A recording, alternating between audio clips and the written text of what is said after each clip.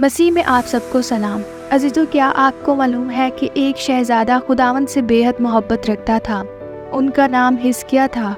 اپنے باپ کی موت کے بعد حزقیہ نبی اسرائیل کے بادشاہ بنے، خدا کی قوم کے بادشاہ۔ لیکن عزیزو، خدا کی قوم کے لوگ اپنے خدا کو بھول چکے تھے۔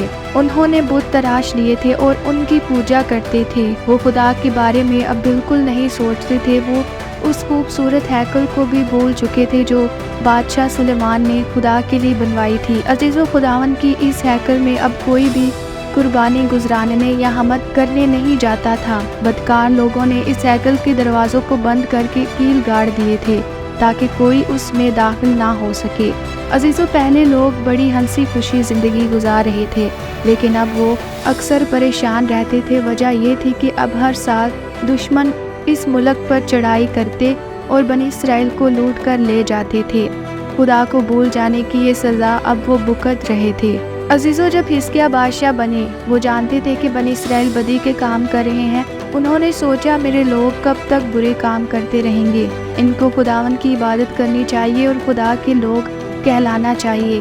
ان کو خدا کی طرف دوبارہ پھیر لانا میری ذمہ داری ہوگی۔ عزیزو، پھر حزقیہ نے تمام بتوں کو توڑ ڈالا اور لوگوں کو بھیج کر یروشلم کی ہیکل کو دوبارہ کھلوایا۔ انہیں فرش سے لے کر چھت تک خوب صاف کر کے سجایا اور اپنے خادم بھیج کر لوگوں کو یروشلم بلوایا۔ انہوں نے کہا، ہم خداوند کے حضور ہدیے گزاریں گے اور اسے فریاد کریں گے کہ وہ ہمیں معاف کر دے۔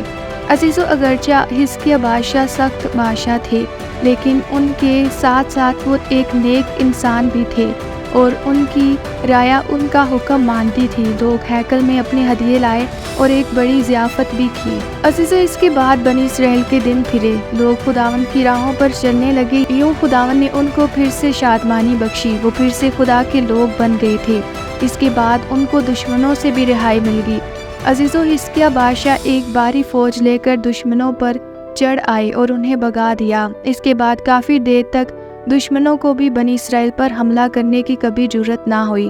عزیزو، حزقیہ بادشاہ کو ابھی اطمینان نہیں ہوا، کیونکہ ابھی بھی ان کا کام مکمل نہیں ہوا تھا۔ ابھی کچھ دشمن باقی تھے جن کو شکست دینی تھی۔ وہ چاہتے تھے کہ بنی اسرائیل اور زیادہ خوش شادمان اور طاقتور ہو جائے۔ وہ چاہتے تھے کہ لوگ خداوند سے اور بھی زیادہ محبت کرنے لگے۔ لیکن اچانک بادشاہ بیمار ہو گئے۔ ان کی حالت روز بروز بگڑتی گئی۔ کسی طرح سے بھی وہ صحتیاب نہیں ہو رہے تھے۔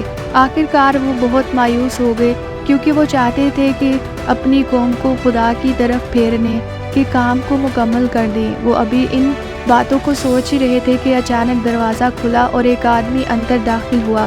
یہ یسایہ تھے، وہ خدا کے نبی تھے۔ وہ اب حزقیہ کو خدا کی طرف سے ایک پیغام دینے آئے تھے۔ نبی نے کہا، بادشاہ سلامت، آپ کی موت کا وقت قریب آ پہنچا ہے۔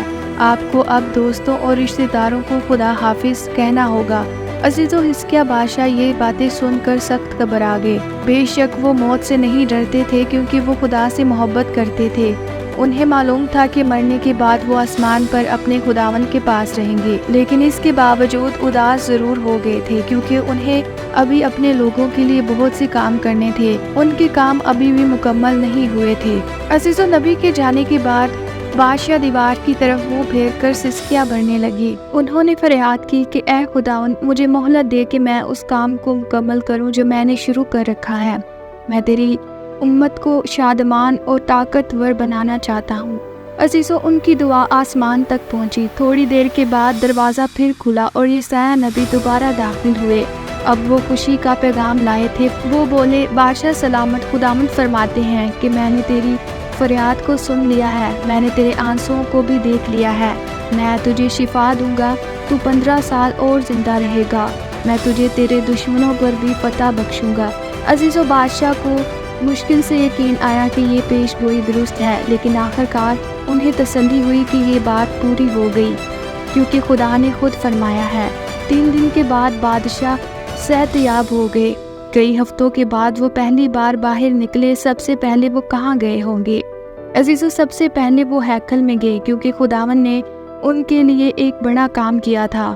وہ ان کا شکر کرنا چاہتے تھے۔ عزیزو، چند سالوں کے بعد خداوند نے حزقیہ کے لیے اس سے بھی بڑا کام کیا۔ अजीज़ों, बनी इसराइल के फिर से बुरे दिन आ गए थे। एक बादशाह बड़ी फौज लेकर किनान आ पहुंचा। अजीज़ों, यरूशलेम के गिर्द एक ऊंची दीवार थी जिसे फसील भी कहते हैं। दुश्मन के सिपाही इस फसील को फाड़ नहीं सकते थे। इस फसील में दरवाजे भी थे जिनको बनी इसराइल ने बंद कर दिया था। अजीज़ों, दुश्मनों ने शहर का मुहासरा कर रखा था, यानी उन्होंने शहर को घेरे में ले रखा था ताकि कोई शहर में जाकर लोगों को खुराक ना पहुंचा सके। यरूशलेम के रहने वालों के लिए ये नहायत बुरा वक्त था। उनके पास अभी खुराक का ज़ख़ीरा बाकी था, मगर ये बहुत थोड़ा था। अगर ये घेरा ख़त्म ना हुआ तो जल्द ही वहाँ खाने को कुछ बाकी ना रहेगा, फिर सब भूखे मरेंगे। शहर के तमाम लोग और हिजकिय्याह बादशाह भी बहुत खौफजदा हो गए। बादशाह ने सोचा, खुदावंद के सिवा कोई भी नहीं जो हमारी मदद कर सके। वो हैकल में गए और खुदावंद के आगे फरियाद की कि वो मदद करे। अजीज़ों, हिजकिय्याह बादशाह की दुआ के बाद यशायाह नबी ने आकर कहा, बादशाह सलामत मत डरे, क्योंकि खुदावंद यूँ फरमाता है कि मैं तेरी मदद करूँगा, दुश्मन यरूशलेम में दाखिल होने नहीं पाएगा। अजीज़ों, ये दुआ सुनकर बादशाह हिजकिय्याह बहुत खुश हुए, क्योंकि वो जानती थी कि खुदा का वादा पूरा होता है। कुछ देर के बाद दुश्मन बादशाह का एक खत हिजकिय्याह के नाम आया कि ये ना समझ कि खुदा तेरी मदद करेगा। वो तेरी मदद नहीं कर सकता, क्योंकि मैं तेरे खुदा से ज़्यादा ताकतवर हूँ। हिजकिय्याह बादशाह ने इस खत के साथ क्या किया? अजीज़ों, वो ये खत लेकर हैकल में गए और खुदा की हुजूर इसे खोला। उन्होंने सोचा, खुदावन को खुद इस बेदीन बादशाह का जवाब देना चाहिए। अजीज़ों, और खुदावन ने फौरन इसका जवाब दिया। जब रात हुई तो आसमान से फरिश्ता नाजिल हुआ। वो दुश्मन के खैमों से गुजरा। सुबह के वक्त दुश्मन के हजारों सिपाही मरे पड़े थे, और जो बच गए थे वो इस कदर खौफजदा हो गए थे कि अपने मुल्क को वापस भाग गए। वो कभी लौट कर ना आए, क्योंकि वो हिजकिय्याह बादशाह के खुदा से डरते थे। इसके बाद हिजकिय्याह बादशाह के जीते जी दोबारा किसी दुश्मन ने हमला ना किया। बनी इसराइल अमन और सुकून की ज़िंदगी गुजारने लगे।